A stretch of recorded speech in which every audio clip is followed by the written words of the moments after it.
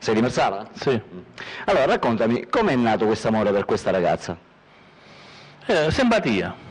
Semplice simpatia. Semplice simpatia. Cioè, dalla simpatia si è passata all'amore. All'amore, sì. Quanto tempo fa?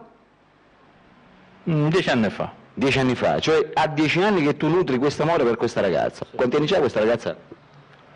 Molto grande. Cioè? Più grande di me. Sì. E quanto? Ma credo 50 anni, circa 50 anni credo. 50 anni, quindi tu ne hai 49 e lei 50. Va bene, Calogero. E tu hai preparato, insomma, una lettera per Un videomessaggio. un videomessaggio da fare a lei. Va bene. Come si chiama la ragazza? Rosanna. Rosanna, va bene. Allora, lì c'è la telecamera.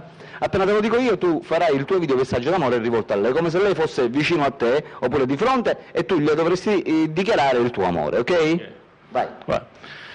Carissima Rosanna, dolcissimo amore mio, sono io, il tuo amato Gero Cappello. Come tu ben sai, il mio amore per te non conosce confine. Con questo messaggio ti annuncio finalmente la mia intenzione di sposarti veramente, anche se la tua età non bilancia la mia.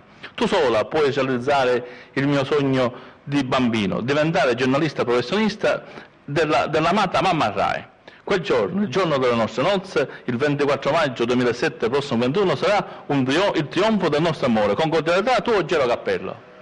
Bellissimo, è stato davvero un videomessaggio toccante, davvero toccante. Complimenti. L'hai scritto tu? Sì, io.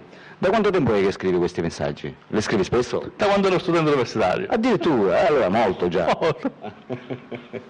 Ascoltami, tu sei di Marsala, abbiamo detto. Sì, di Marsala. E dimmi, ma quali sono i tuoi hobby? Durante la giornata che fai? Lettura.